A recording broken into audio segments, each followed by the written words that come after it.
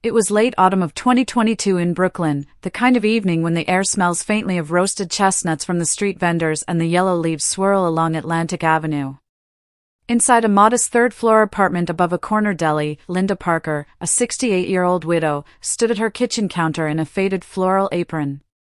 The scent of sage and butter filled the room as she basted a small turkey, humming softly to an old jazz tune on the radio. She lived alone since her husband, George, passed away 8 years earlier, and Thanksgiving had always been her way of keeping family traditions alive. She was setting the table, mismatched plates she had collected over decades, when the front door swung open with a loud thud against the wall. "Ethan," she called out, startled. Her only son, 35, appeared in the doorway. His navy blazer was wrinkled, his tie loosened, and there was a sheen of sweat on his forehead despite the crisp November air outside. His leather shoes struck the wooden floor with a sharp, nervous rhythm. "Mom, we need to talk." "Right now," he said, voice tense, almost breaking. Linda slowly put the spoon down, wiping her hands on her apron. Her heart gave a small flutter, and the warm kitchen suddenly felt colder. "What is it, honey?" she asked, her voice soft but trembling slightly. Ethan didn't sit down. Instead, he paced near the window, pulling the curtain aside to glance at the street below, then turning back to her. "It's about the apartment," he said finally. "The apartment?" she repeated, unsure, her hands resting on the edge of the counter. "Yes," he blurted out. "I've been talking with a partner about a big investment opportunity. We need capital fast. If we sell this place, you could move somewhere smaller, and I can put the money into the deal. We'd both benefit." Linda blinked at him. She could hear the hiss of the oven and the clatter of a passing subway train in the distance. For a moment, the kitchen felt like a memory. She saw not the grown man in front of her, but the little boy who once stood on a stool beside her, pressing cookie cutters into dough and laughing when flour covered his nose. She drew a steadying breath. "Ethan," she said quietly, "this apartment is our home. Your father and I built a life here. I'm not sure selling it is the answer." He stopped pacing and looked at her, his jaw tight. "Mom, please. This is a once-in-a-lifetime chance. Don't you trust me?" Linda felt the weight of his words sink into her chest.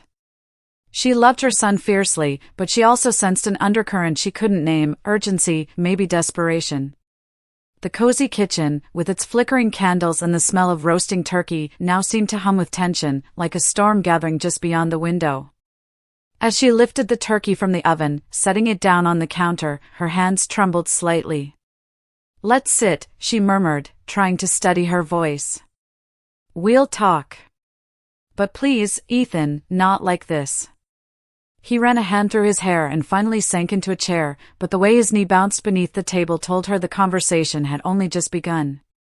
The turkey still sat steaming on the counter when Ethan pulled a thick folder from his messenger bag and spread it across the worn oak dining table. Charts, photos of espresso machines, and mock-ups of storefront signs slid out like a deck of oversized playing cards. Linda had just poured sweet tea into 2 mismatched glasses, but the sight of those papers made her hand pause mid-air. "Mom, look at this," Ethan said, his voice brimming with forced enthusiasm. He straightened his wrinkled blazer and tapped a page covered with numbers. "A coffee shop on West 14th Street, Manhattan. The owner's retiring. I can buy it for $300,000. This is my shot, my one real chance." Linda eased herself into the chair opposite him.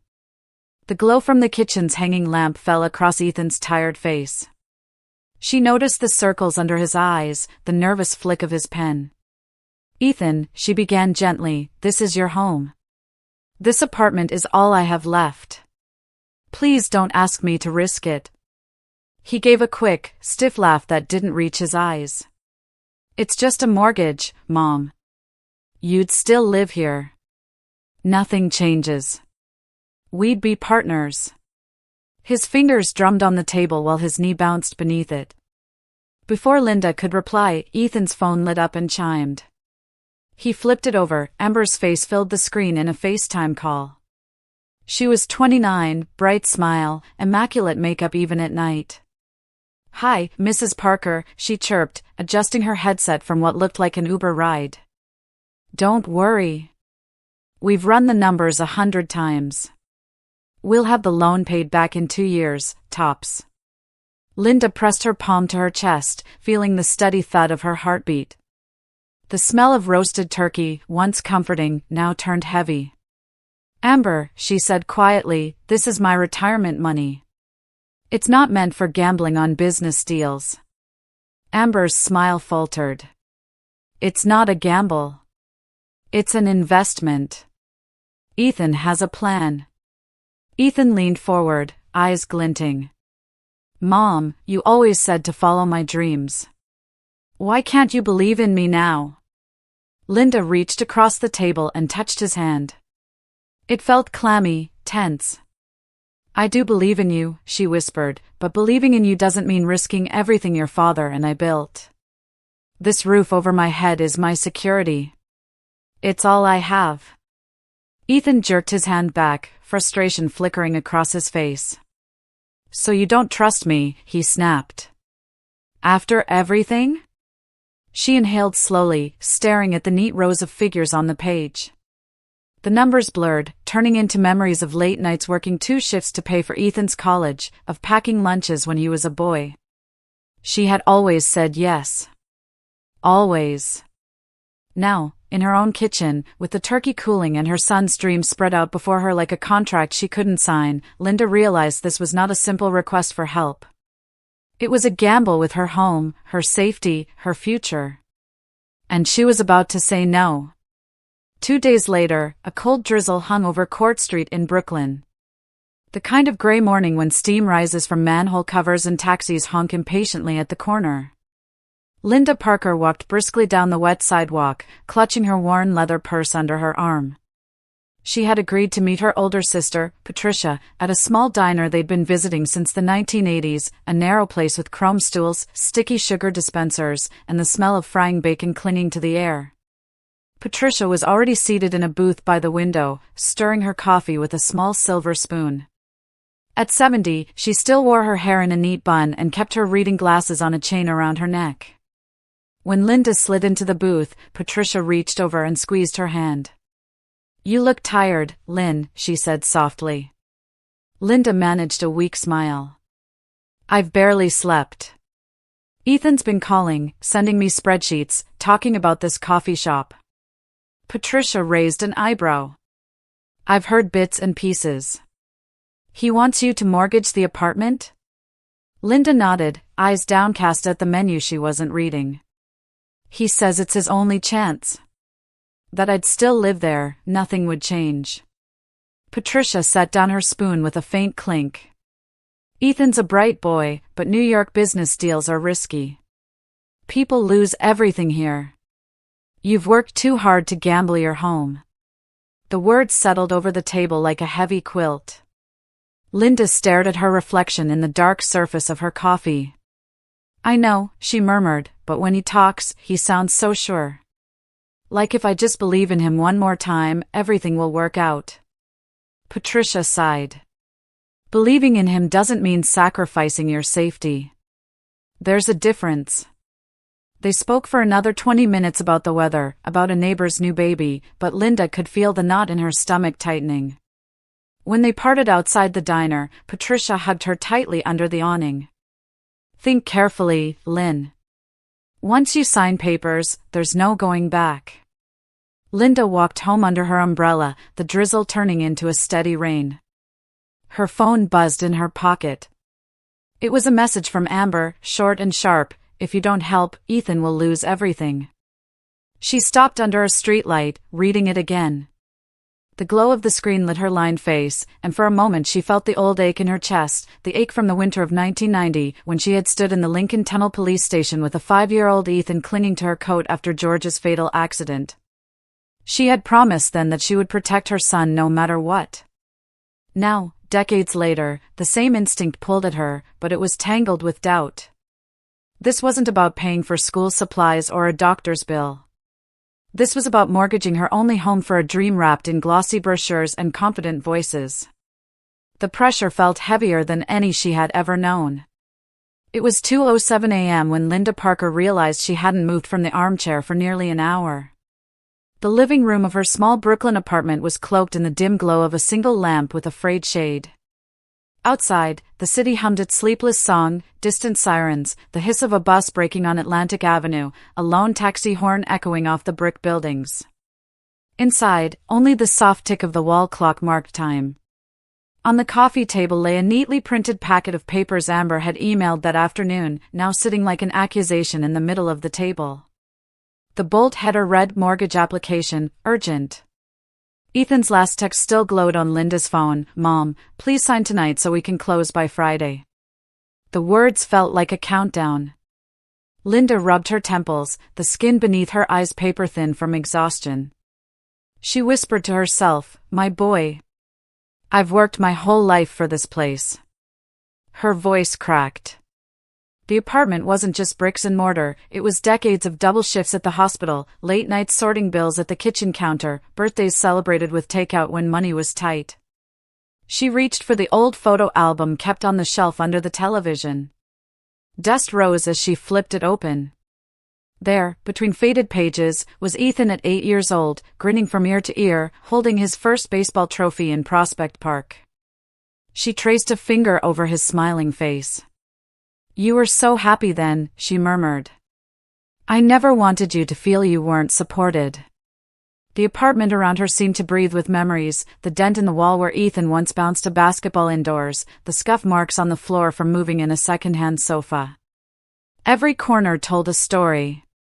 She felt torn between two versions of herself, the mother who had always said yes, and the woman nearing 70 who feared losing the only security she had left. Her phone buzzed again.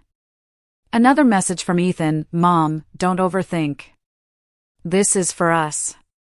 Linda stared at the words, a lump rising in her throat. She imagined him in his apartment somewhere across the river, pacing, rehearsing his pitch. Does he see me, she wondered, or just the collateral? She pushed the contract away and stood up, pacing the small living room barefoot on the cool hardwood. Her heart pounded as she whispered into the quiet, I don't want to let you down, but I can't lose my home. Tears blurred her vision.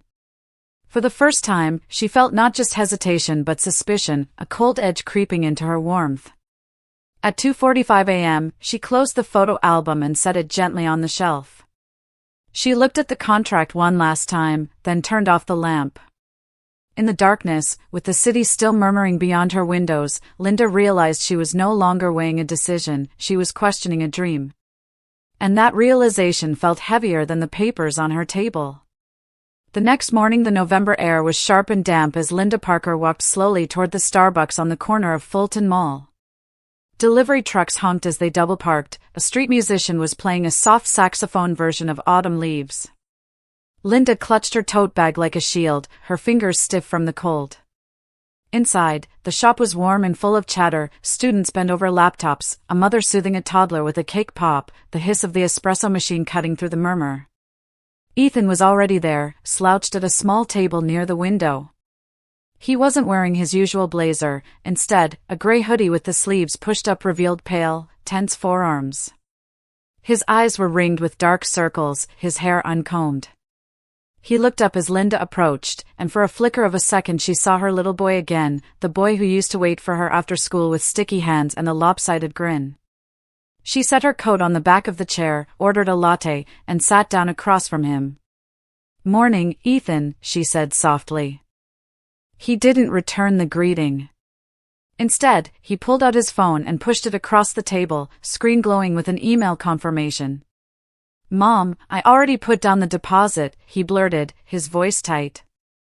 "If you don't sign, I lose it all." Linda wrapped both hands around her paper cup, feeling the warmth seep into her skin. "Ethan," she began, trying to keep her tone calm, "there are other ways. You could find another investor." He shook his head sharply, hoodie hood sliding off his shoulders. "You're my mother. Who's going to believe in me if not you?" His words tumbled out louder than he intended, drawing a glance from a man at the next table. Linda leaned slightly forward, lowering her voice. Because I'm your mother, I don't want to see you lose everything. But I also can't lose my home. The sentence hung between them. For the first time that morning, Ethan fell silent. His fingers drummed once on the tabletop, then stopped. The background noise of grinding coffee beans and clinking cups went on around them, but at their table the air felt heavy, frozen. I'm trying to build something, he said at last, softer now, eyes darting to the window. You always told me to be ambitious. I did, Linda whispered. And I'm proud of you. But ambition can't come from putting your mother at risk. She reached out and touched his sleeve. Please understand, this isn't me turning my back on you. This is me holding on to the only security I've got. Ethan stared at the table, jaw tight, a muscle in his cheek twitching. For a heartbeat Linda thought he might cry, but he only muttered, I thought you'd help. Around them, people laughed over pumpkin spice lattes, a barista called out names, the city kept moving. But at their small table by the window, mother and son sat locked in a quiet standoff, his dream on one side, her safety on the other, and both of them could feel the first real crack opening between them. That same afternoon, the sky over Brooklyn had turned a pale silver, threatening snow. Linda Parker buttoned her long wool coat and walked the few blocks from her apartment to the Brooklyn Heights Public Library. The familiar smell of old paper and polished wood met her at the door. She hadn't been here in years, not since Ethan was in middle school and they used to come on Saturdays to borrow picture books. Today she wasn't looking for novels, she was looking for answers. Her footsteps echoed softly as she made her way past rows of shelves to the quiet reading room at the back. Sunlight slanted through tall windows onto oak tables scarred by decades of pens and elbows. Linda spread out a stack of brochures she'd picked up from the information desk, pamphlets about mortgages, reverse loans, and senior homeowner rights. Her hands trembled slightly as she flipped pages full of small print and legal terms she barely understood. A voice broke her concentration. Excuse me, it said, low and steady. She looked up to see an older man sitting 2 chairs away, a folded New York Times in his hands. He wore a tweed jacket with elbow patches and wire-rimmed glasses that slid down his nose. His hair was white but neatly combed. You look troubled, he said gently. Are you researching something important? Linda blinked, surprised. Oh. I didn't mean to disturb anyone, she murmured. I'm just trying to understand mortgages. The man set his newspaper down and turned slightly toward her. Mortgages can be tricky business, especially these days. He offered a small smile. I'm Daniel Cooper. I practiced law for 40 years before retiring. Old habits die hard, I still come here to read case updates. She hesitated, then exhaled. I'm Linda Parker, she said quietly. My son wants me to mortgage my apartment for a business venture. He's convinced it's a golden opportunity. I'm not so sure. Daniel's brow furrowed, and he adjusted his glasses. A business venture without clear guarantees? He shook his head slowly. That's dangerous, Ms. Parker. I've seen too many families lose their homes that way. Linda felt a lump rise in her throat. She had told almost no one about this, but the concern in Daniel's voice was steady, not judgmental. I just want to help him, she whispered. But I don't want to end up homeless. He reached into the inside pocket of his jacket and pulled out a simple cream-colored business card. The print was small but neat, Daniel Cooper, retired attorney. He slid it across the table. If you'd like, I can review whatever documents they've sent you. No charge. Sometimes it helps to have someone neutral explain the fine print. Linda stared at the card as if it were a lifeline. She felt her shoulders drop, tension easing just a little. Thank you, she said, her voice thick with relief.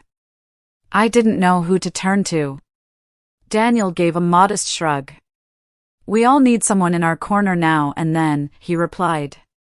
As she tucked the card carefully into her purse, Linda realized this was the first moment in weeks she didn't feel entirely alone. The struggle between mother and son was still there, but now, at least, she had a new ally, a voice of experience offering a way forward. By late November, Brooklyn had slipped into winter's grip. That night the first real snow of the season fell thick and heavy along Atlantic Avenue, blanketing the parked cars and softening the sounds of the city. From her living room window, Linda Parker watched the flakes swirl under the orange glow of the streetlights. It had been years since she'd seen snow like this, the kind that muffles everything, making even sirens sound far away.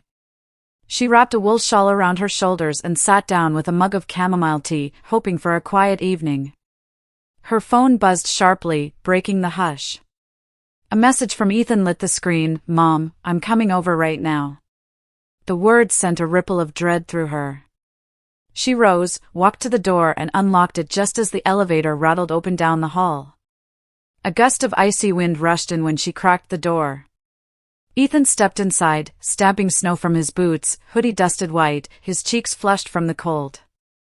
His eyes were red, whether from the wind or from frustration she couldn't tell. "If you don't sign, Mom," he blurted before even taking off his coat, "I lose everything. My whole future." His breath came out in visible puffs, and his voice cracked on the last word. Linda reached to close the door, the wind snapping at her shawl. She felt the chill sink through her sweater and into her bones. "Ethan," she said softly but firmly, "you're young. You still have so many chances." He stepped closer, snow melting into dark spots on the hardwood floor. "You don't understand," he said, gripping her hands. His palms were ice cold but trembling. "This isn't just another idea. This is all I've been working toward." She felt her own heart squeeze at his desperation. The apartment smelled faintly of cinnamon from the candle she'd lit, a sharp contrast to the storm outside. "I do understand," she whispered. "I've seen how hard you've worked. But risking my home won't guarantee your dream." Ethan's eyes darted around the familiar room, the framed school pictures on the wall, the old sofa where he'd watched Saturday morning cartoons.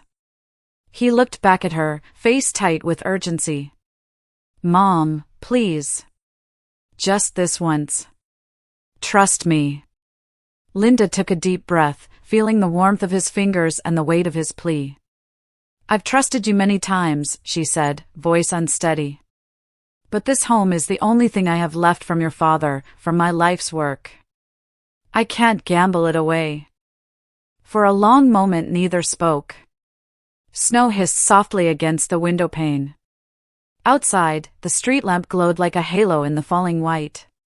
Inside, mother and son stood close but on opposite sides of an invisible line, his dream pressing in, her fear holding firm. The storm outside felt like a mirror of the one building in her chest, swirling, relentless, and cold. The morning after the blizzard, the snow on Atlantic Avenue had turned to gray slush. Linda Parker was still in her robe, standing at the kitchen counter buttering a piece of toast she wasn't hungry for, when a sharp knock came at her door. She peered through the peephole and saw a flash of red lipstick and a designer scarf. "Amber." When Linda opened the door, a gust of cold air swirled in along with the younger woman's perfume. Amber stepped inside without waiting for an invitation, high heels clicking on the hardwood. She set her leather handbag on the entry table and offered a smile so bright it seemed rehearsed. "Good morning, Ms. Parker," she said, using a tone halfway between daughter-in-law and sales pitch. "I know you care about Ethan. We all want the same thing. If you'll just sign the papers, I'll even be listed as co-owner of the cafe." Linda closed the door slowly and wiped her hands on a dish towel. She gestured toward the small kitchen table. "Sit," she said simply. The apartment smelled of coffee and the faint citrus cleaner she'd used earlier. Amber perched on the edge of the chair, crossing one long leg over the other, nails tapping against her phone. Linda poured 2 mugs of coffee, set one in front of Amber, then sat down opposite her. She looked directly into Amber's eyes, the way she used to do with patients back at the hospital when she needed the truth. "Tell me, Amber," she said quietly, "how much of your own money are you putting into this?" Amber's smile faltered just enough for Linda to notice. She reached for her coffee, stirring it though she hadn't added sugar. "Well, you know," she began vaguely, "our contributions are more, in the planning stage." I'm helping Ethan with marketing, with branding. So no actual capital? Linda interrupted softly but firmly. Amber blinked, then gave a quick laugh. It's complicated, she said, waving a manicured hand.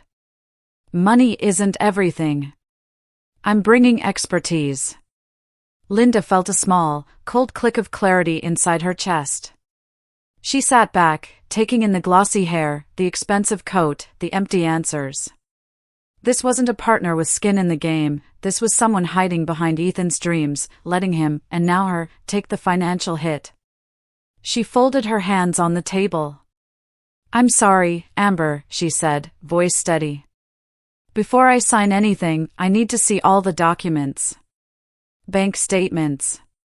Proof of investment. Everything. Amber's eyes narrowed for the briefest moment before she pasted the smile back on. Of course, she said, standing to leave. We'll get that to you. Linda walked her to the door, heart beating faster but not from fear. For the first time in weeks, she felt herself shift from being cornered to taking control. As the door closed behind Amber, the apartment felt warmer, almost lighter.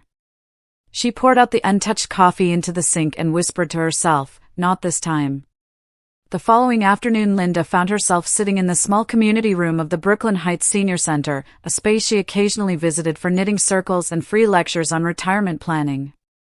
Folding chairs were lined up in neat rows, and the faint smell of instant coffee and floor polish filled the air. The meeting she had attended, a free homeowners seminar, had just ended. Flyers about reverse mortgages and fraud prevention littered the table in front of her. As she gathered her papers into her tote bag, she noticed George Rivera, an old family friend from church, lingering near the exit. George was in his mid-70s now, his once black hair silver, but his posture still straight from decades as a subway conductor. He had known Linda since before Ethan was born, back when she and her husband Robert still hosted barbecues on their tiny balcony. Linda, George called softly, approaching her with a slow, steady gait. Do you have a minute?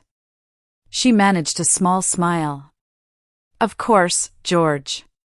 They moved to a quieter corner near the window. Snowmelt dripped steadily from the sill, leaving streaks down the glass.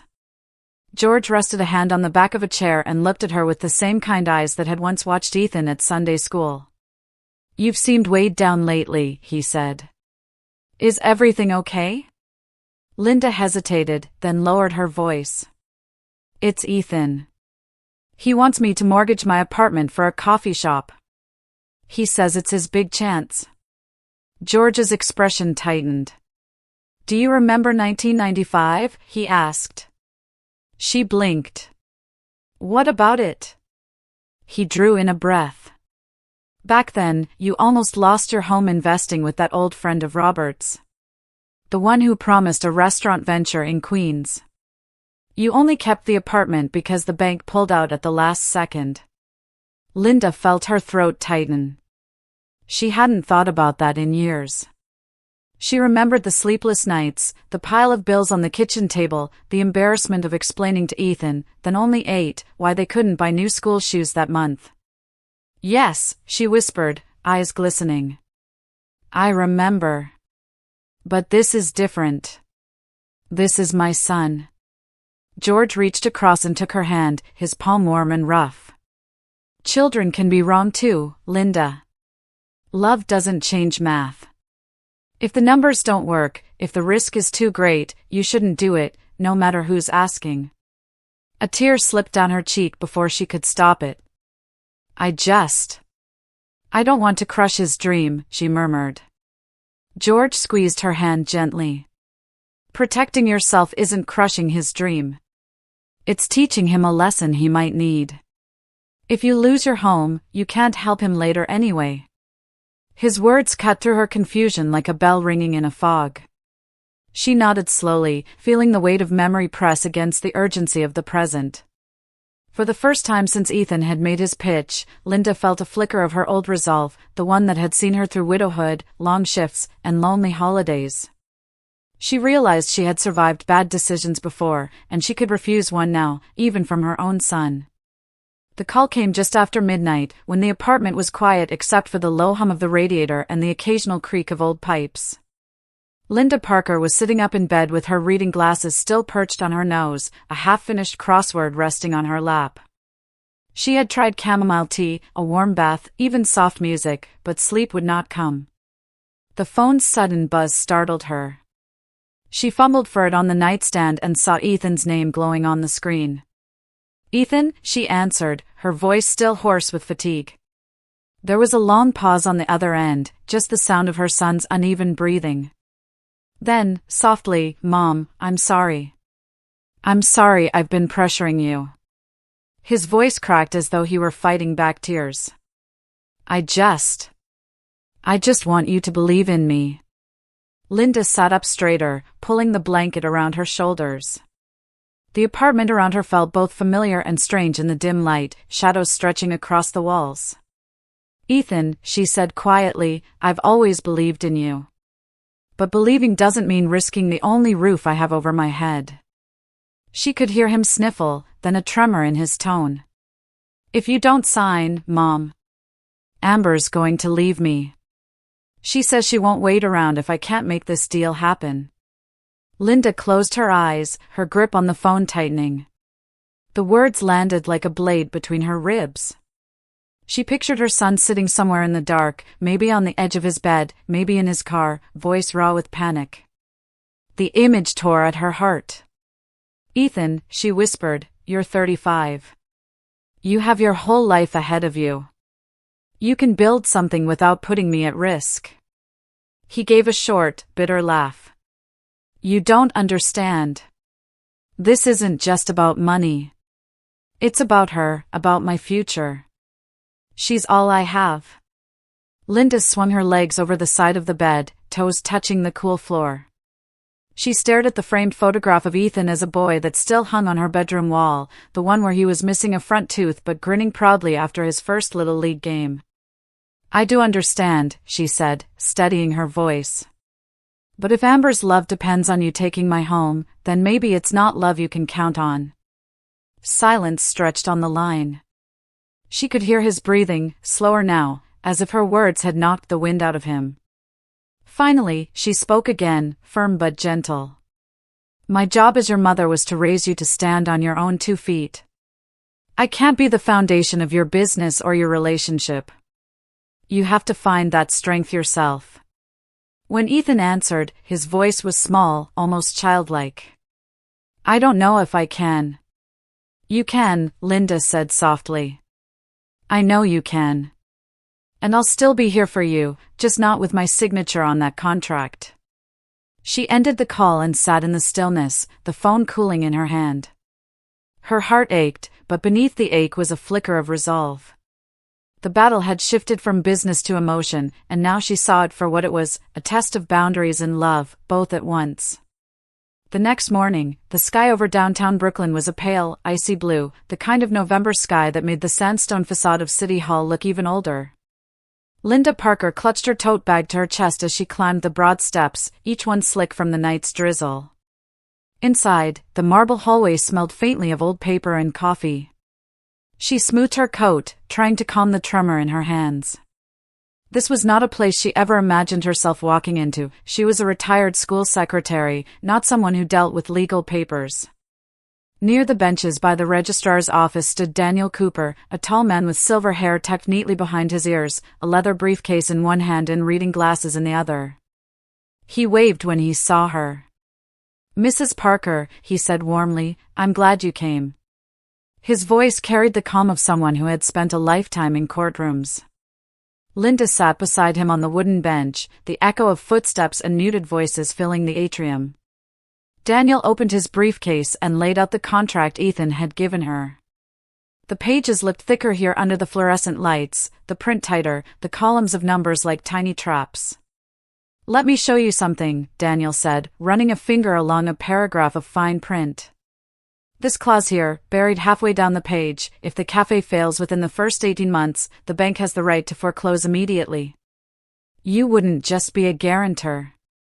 You'd be the owner of the debt." Linda felt the color drain from her face. She gripped the edge of the bench as though the building might sway. I never saw that. Ethan didn't mention anything like this. That's because most people don't read the small print, Daniel replied gently. But the small print is where lives get ruined. He flipped to another page. And this gives Amber and Ethan full management rights without requiring your signature on major decisions. You'd have no say but all the liability. Linda stared at the pages, the black letters blurring. For a moment she was back in 1995, sitting at her kitchen table with another stack of papers from an old friend of her late husband's, a can't-miss investment that had almost cost her everything. Her fingers trembled. I thought I was just helping my son. I didn't know. Daniel closed the file and placed his hand lightly on hers, a gesture of reassurance rather than formality.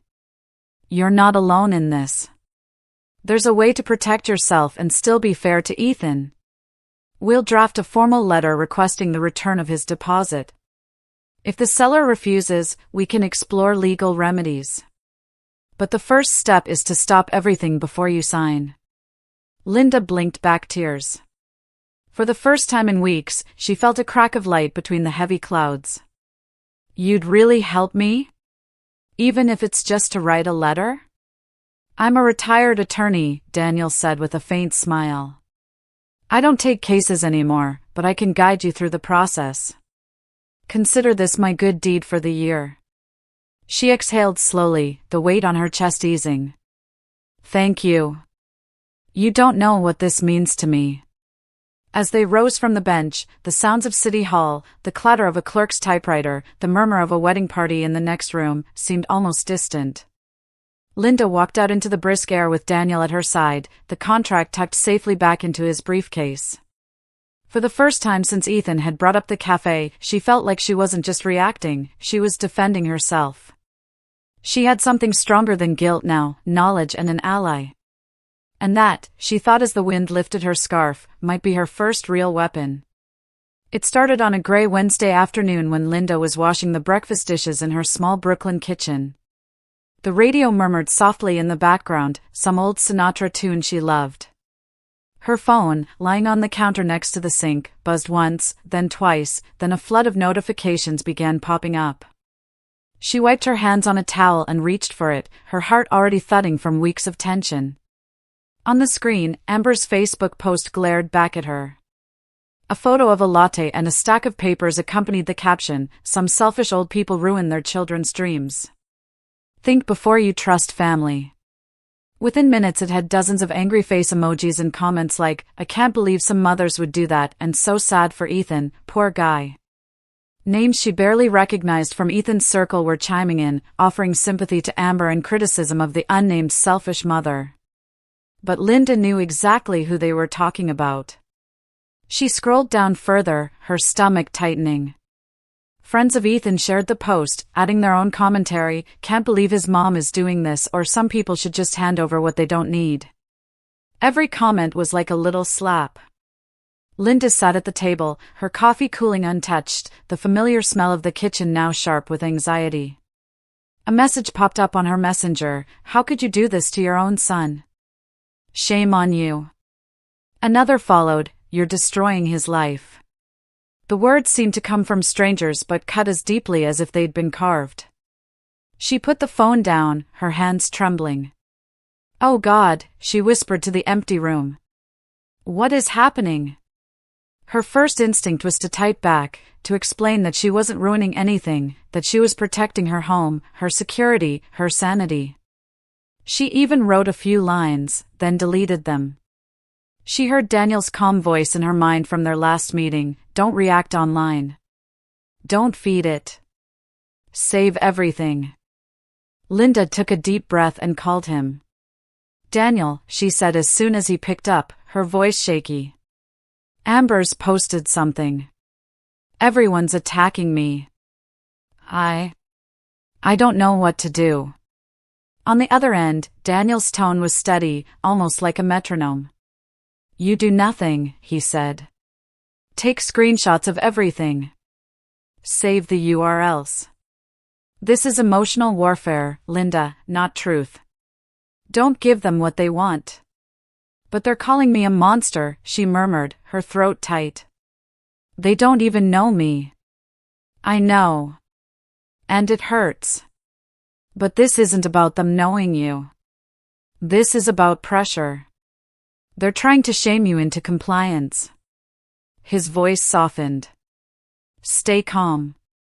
Collect evidence. We'll use this if we need to. Linda ended the call, her eyes burning. She opened the curtains and looked out at Atlantic Avenue. The street was full of ordinary life, a school bus whizzing past, a man walking his dog, kids kicking a ball on the sidewalk. The world was still there, but hers felt as though it was tilting. She sat back down, phone in hand, and methodically began taking screenshots as Daniel had told her, saving them into a new folder labeled Amber/Ethan, Evidence. Each click was a small act of control in a situation that felt like a storm. For the first time, Linda realized this battle wasn't just about money or contracts anymore. It had shifted into something modern, ruthless, and public, a reputational war, waged on screens and in comments. And she, a 68-year-old widow who barely used Facebook, had just been dragged onto the battlefield. It was late afternoon when Linda heard a gentle knock on her apartment door on Atlantic Avenue. The November sun was already sinking, casting a honey-colored glow across her kitchen floor. She had been sitting at the table staring at her phone, the blue glow of Facebook comments still stinging her eyes, when the knock came again, soft but steady. She rose slowly, smoothing down her cardigan with hands that still trembled from the morning's online barrage.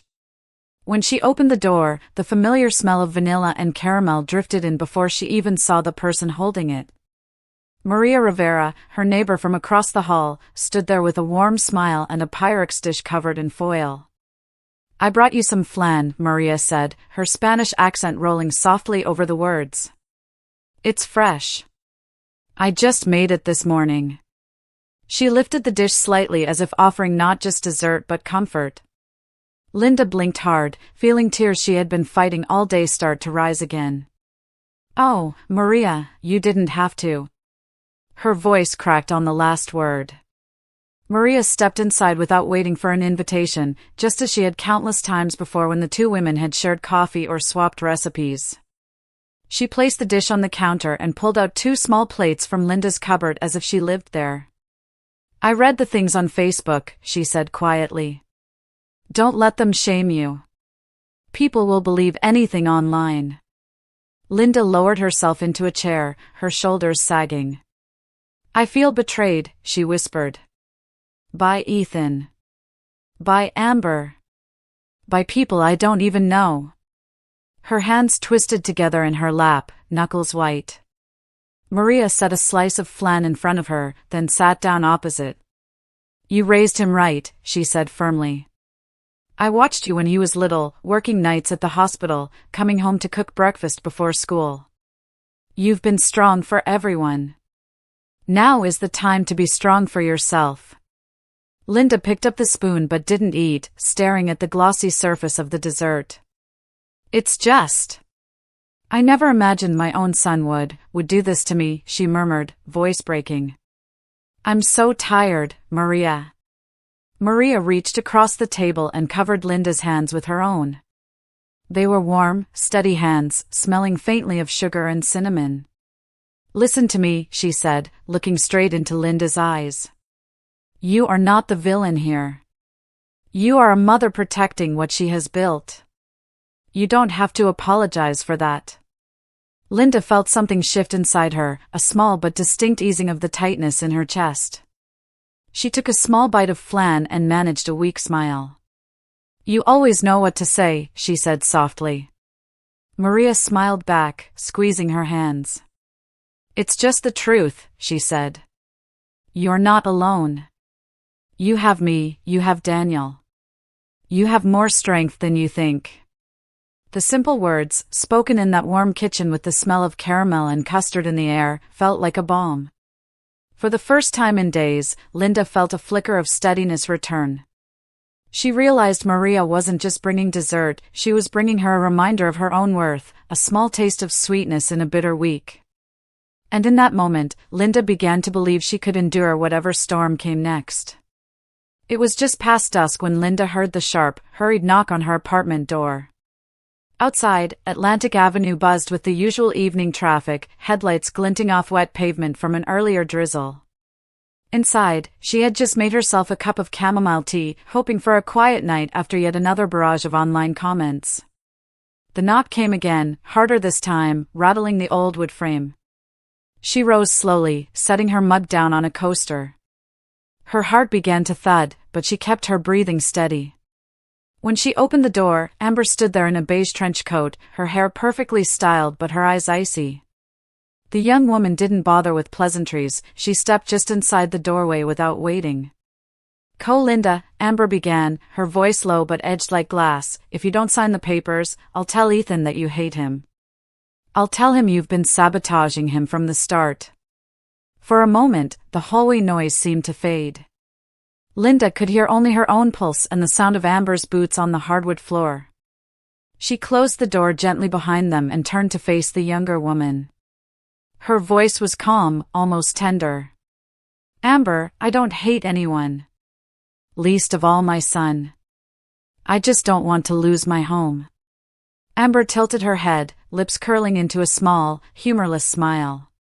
Then you'll regret this, she said softly, leaning closer as if sharing a secret. This is his chance, and you're ruining it. Don't come crying when he turns his back on you. Linda's fingers tightened around the edge of the kitchen counter. She could feel them trembling, but she refused to let her voice break. Maybe I will regret it, she said slowly, each word measured, but I will not lose the roof over my head. Not for a gamble. Not for anyone.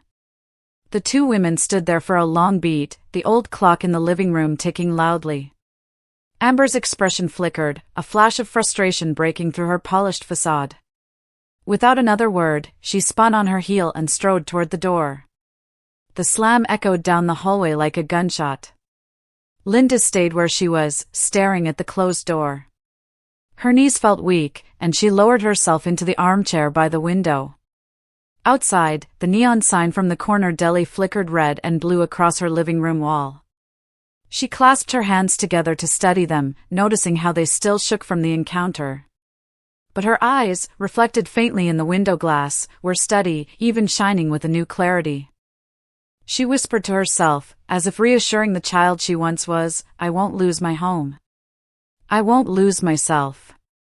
The words felt solid in her mouth, like an anchor. In that quiet apartment, with the distant hum of Brooklyn traffic below, Linda realized the illusion had been cut clean. Amber's threat had been the final test. And despite the tremor in her hands, she felt a strange calm settle over her. A full week had passed since Amber's last visit. The November air over Brooklyn had turned sharper, and Linda had begun a quiet routine of early morning walks to clear her head. One gray Thursday afternoon, as she was folding laundry in her small living room, the phone rang.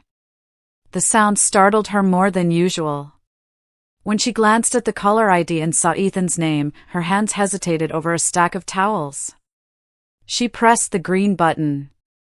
Ethan? She asked softly. His voice on the other end was not the confident, pressing tone she had grown used to these past weeks. It was hoarse, cracked, as if dragged across gravel. Mom, a long pause. I lost the deposit. Amber left me. Linda closed her eyes for a moment. Through the window, she could see the drizzle streaking down the glass, blurring the outlines of Atlantic Avenue. She took a breath before answering. I'm sorry, Ethan, she said gently. I know this hurts. He sniffled audibly, a sound she hadn't heard since he was a boy with a skinned knee. I thought she loved me, Mom. I thought we were going to build something. Linda lowered herself into the armchair by the radiator, the warmth seeping into her legs as she listened. She felt a tug-of-war inside her chest, the instinct to reach out, to fix everything, versus the knowledge that she could not this time. She placed a hand over her heart and spoke carefully. My heart aches for you, sweetheart. But some lessons can't be bought. They have to be lived. On the line, Ethan drew a shuddering breath. "I'm sorry, Mom," he said finally, voice breaking. "I was so sure. I pressured you. I shouldn't have." Linda pictured him alone in his apartment, shoulders slumped, the glow of his phone screen the only light. She imagined the boxes of business plans now useless, the echoes of Amber's footsteps gone. Her eyes stung, but she kept her tone steady. "When you're ready to start again, Ethan, I'll be here," she said. "I'll support you with advice, with experience, but not with the house. Not with my home." There was a silence, then a small, almost boyish whisper. "I understand." She looked at the family photos on the bookshelf, Ethan at 8 years old holding a baseball trophy, Ethan at graduation with his arm around her. "This isn't the end for you," she murmured. "It's a hard stop, but maybe the beginning of something better." On the other end, she heard him exhale slowly, as if a weight had finally shifted. "Thank you, Mom," he said, and hung up. Linda sat for a long time, listening to the rain tap against the window. She felt both heavy and light, heavy with her son's pain, light with the knowledge she had finally drawn a boundary. Somewhere deep down, she hoped this moment of collapse would be the soil for his growth. The days after Ethan's breakdown were strangely quiet. Linda noticed the difference in her own apartment, no buzzing texts, no hurried knocks on the door, only the steady hum of the refrigerator and the sound of buses passing on Atlantic Avenue. She spent her mornings making tea and checking on her plants, trying not to think about her son's silence. Then, one cold Monday afternoon, the phone rang again. It was Daniel Cooper. "Linda," his voice came warmly through the receiver, "I might have something for Ethan. There's a small startup program in the Bronx, microfunding for young entrepreneurs. They don't hand out big sums, but they mentor and give seed money to test ideas. I could refer him." Linda sat down at the kitchen table, fingers gripping her mug. "Do you think they'd even look at him after?" She hesitated. "After everything?" "They don't care about the past," Daniel said gently. "They care about commitment. $10,000 to build a prototype, some classes, real coaching. It's not a miracle, but it's a start." That evening she called Ethan. He answered on the second ring, his voice flat. "Hey, Mom." She took a breath. "Ethan, listen. Mr. Cooper, the lawyer I told you about, knows a startup program in the Bronx. They fund small projects. $10,000 to get off the ground. You could pitch your coffee shop idea, maybe start small." There was a long silence on the line. She could hear him exhale, the sound of a chair creaking. $10,000? That's nothing, Mom. You can't open a cafe in Manhattan with that. "No," she said softly, "but you could start a cart. Or develop your own roast. Or learn from their mentors. It's a chance to prove yourself, without risking anyone's home." He gave a short, bitter laugh. "Why would they pick me?" "Because," she replied, "you're my son. You're creative, you're hardworking, and you're more than one mistake. But you have to apply. This is your chance to show everyone, including yourself, that you can stand on your own." She heard his breath catch. "You really think I can do it?" "I wouldn't say it if I didn't," she answered, picturing him as a boy again, building Lego towers on the living room rug. "This is an opportunity, Ethan. Take it." The next day he filled out the online application from his small desk in Queens, sending Linda screenshots of each page for reassurance. 2 weeks later, a white envelope arrived at his door with the program's letterhead. "Congratulations," it began. He called her immediately, his voice lighter than she'd heard in months. "Mom! They accepted me." Linda smiled into the phone, tears slipping down her cheek. She looked out at the cold Brooklyn sky, a faint sun breaking through the clouds. "I'm proud of you," she whispered. For the first time in a long while, the future didn't feel like a dark tunnel. It felt like a small but steady light, a path Ethan had chosen himself. 3 months later, a pale winter sun hung over the Bronx like a shy promise. The old food market on East 149th Street smelled of roasted corn, fried plantains, and fresh bread, the kind of scent that clings to your coat long after you leave. In one corner, tucked between a taco stall and a handmade soap vendor, a brand new sign read Ethan's Brew. It wasn't a full cafe, not yet, just a 10 by 10 stall with a brushed steel counter, a second-hand espresso machine, and a row of mason jars filled with his own roasted beans. But to Ethan it felt like a kingdom. Linda arrived wrapped in her thick navy coat, her breath puffing in the cold. She pushed through the bustle of shoppers and music from a nearby speaker. Her heart beat faster with each step. She spotted him behind the counter wearing a simple black apron over a white t-shirt, sleeves rolled up, hair a little messy from the steam. He was tapping espresso with practiced hands, moving with a concentration she hadn't seen since he was a boy building model airplanes on their kitchen table. "Mom," he called out when he saw her, a smile spreading across his face like dawn breaking. He held up a paper cup. "You're my first customer of the day." She stepped up to the counter, taking in every detail, the chalkboard menu written in his uneven handwriting, cappuccino $3.50, hot chocolate $2, the tiny potted succulent on the edge, the smell of cinnamon. "I wouldn't miss it," she said, voice soft but proud. "What's your specialty?" "Cappuccino," he said without hesitation, pulling the shot with care. Steam hissed and the smell of coffee filled the stall. He poured the milk slowly, his tongue peeking out in concentration, and drew a wobbly heart in the foam. "I made it all myself," he added, almost shyly. "The blend, the recipe, even the little logo." Linda wrapped her hands around the warm cup when he handed it over. She took a sip. The coffee was strong, a little sweet, perfectly hot. Her eyes stung. "It's wonderful," she murmured. "I'm proud of you, Ethan." He laughed, wiping his hands on a towel. "It's not Manhattan, and it's not a big cafe, but it's mine," he said. "No mortgages. No investors. Just me." For a moment, amid the chatter of customers and the clatter of utensils, they simply looked at each other, mother and son. The air between them felt lighter than it had in months. Linda thought of the night she'd refused to sign away her home, the nights of guilt and doubt. All of it had led here, to a small stall, a paper cup, and a genuine smile on her son's face. "I think this is better than a big cafe," she said quietly. "It's real." He nodded, eyes bright. "Yeah," he said. "It's real." Outside, a gust of cold air swept through the market, but Linda felt warm. Instead of losing her home, they had lost an illusion, and in its place, something solid had begun to grow. The invitation came on a folded flyer tucked inside an envelope, hand-delivered by Ethan himself. It was a Saturday morning in early spring, the kind of day when sunlight glints off puddles and the Bronx smells of thawing earth and roasted peanuts from street carts.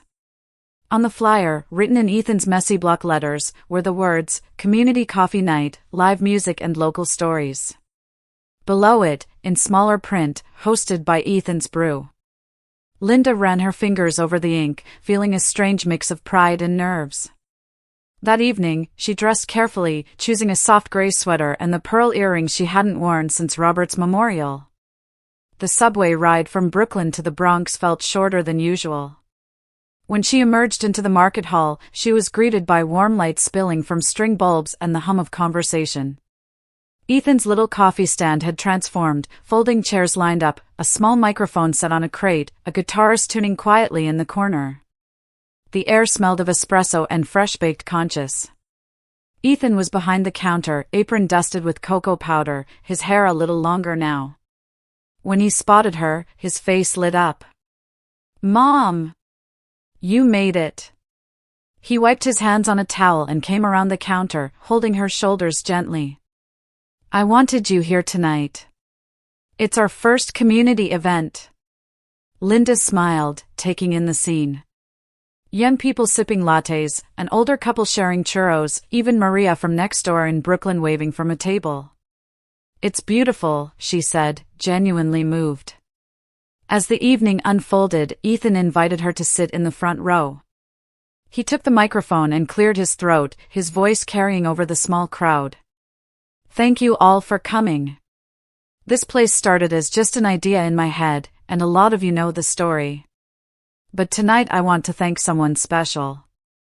His eyes found Linda's, and she felt the room tilt softly, like a tide pulling her in. Mom, he continued, I understand now why you didn't sign the papers. It wasn't because you didn't believe in me. It was because you wanted me to believe in myself. A hush fell over the audience.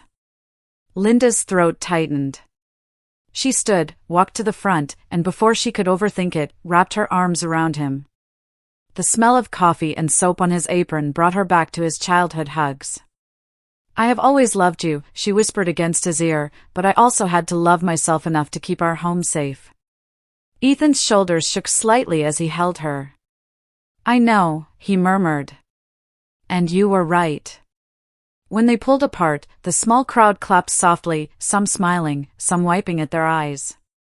In that moment, there was no contract, no mortgage, no Facebook drama, just a mother and a son standing together, each finally seeing the other as whole. The bond between them wasn't about money anymore. It was about respect, resilience, and the quiet kind of love that survives even the hardest seasons. By November 2023, Atlantic Avenue had its winter lights strung up again, small golden bulbs blinking against the early dusk. In Linda Parker's apartment, the smell of sage, garlic, and roasting turkey floated through every corner, warming the old wood floors. The kitchen counters were crowded with bowls of mashed sweet potatoes, cranberry sauce cooling in a cut glass dish, and the apple cider scent of cinnamon sticks simmering on the stove. Outside, you could hear the rumble of the subway beneath the street, but inside everything felt soft and steady. Linda, in her flower-patterned apron, was basting the turkey with quiet concentration.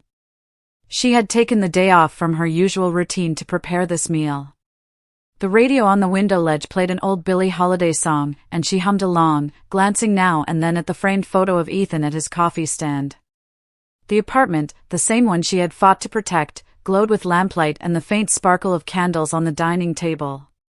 The doorbell buzzed, and Maria arrived first, balancing a tray covered in foil. Flan again, she announced with a grin, her Puerto Rican accent filling the hallway. It's not Thanksgiving without it. Behind her came Daniel Cooper, holding a bottle of sparkling cider and a stack of paper napkins printed with tiny pumpkins. I hope I'm not late, he said, brushing snow from his coat sleeve. Linda's heart swelled seeing them both. These weren't just guests, they were the people who had stood beside her during the storm. 10 minutes later, Ethan appeared at the door carrying a pie still warm in its tin. He was wearing a plaid shirt rolled at the sleeves, his hair tidier than usual. Mom, he said, stepping inside with a shy smile, I baked this myself. Pumpkin, from a recipe one of the mentors gave me. He set it on the counter, the crust golden and slightly uneven. Anne, I wanted to tell you in person. I paid off the support program loan last week. Every cent. Linda put down her spoon and turned to him. For a second she simply looked, taking in the steadiness in his eyes. That's wonderful, Ethan, she said, voice catching. But better than the money, you've repaid yourself. You've proven what you can do. He laughed softly, a little embarrassed. I guess I have. Maria hugged him quickly, Daniel clapped his shoulder. The apartment filled with the noise of people opening dishes, the scrape of chairs, the first pop of cider being poured into glasses. When they sat down at the table, the turkey steaming in the center, Linda felt a deep calm. There was no tension, no hidden papers waiting to be signed. Only the soft murmur of gratitude and the clink of silverware. Ethan passed her a slice of his pie, and she tasted it, smiling. It's delicious, she said. He looked at her and said quietly, Thank you for everything, Mom. For saying no when you had to.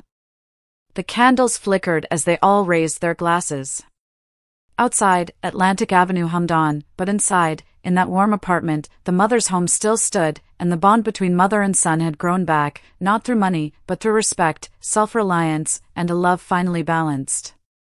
As the evening wound down, the laughter around the table began to soften into easy conversation. Ethan helped Maria clear the plates while Daniel poured the last of the cider into their glasses. Linda leaned back in her chair for a moment, simply watching them. The flicker of the candles cast a warm glow on Ethan's face as he smiled, relaxed and unguarded. She thought about how far they had come in a single year, from tense phone calls and slammed doors to this quiet Thanksgiving where everyone's hands were busy with food instead of papers to sign. After dessert, Ethan stood and surprised her by taking her hand. "Mom," he said quietly so only she could hear, "I'm grateful you didn't give in. You taught me to stand on my own." "I didn't see it then, but I see it now." Linda squeezed his fingers, her eyes wet. "I never stopped loving you," she whispered, "I just had to love myself too." Around them, Maria and Daniel exchanged a knowing glance, the kind of look shared by people who had witnessed a hard journey reach a gentler shore. This final scene at the table wasn't about money, contracts, or even coffee. It was about boundaries and respect, about a mother and son learning to meet each other as equals. Linda's apartment, once threatened by a desperate plan, had become the setting for a new story, one of healing, growth, and dignity. Ethan had found his footing, and Linda had kept her home and her self-respect. Together they had built something much sturdier than a business. They had rebuilt trust. If this story touched you, please consider liking this video, sharing it with someone who might need its message, and subscribing to the channel so you never miss the next story. And if you're listening right now, leave a comment saying "I'm listening" so we know we're walking this journey together. This entire journey, from a quiet kitchen in Brooklyn, through conflict and heartbreak, to a warm Thanksgiving table a year later, shows that saying no can sometimes be the most loving act. It shows that real support isn't about money, but about helping someone discover their own strength. See you in the next video.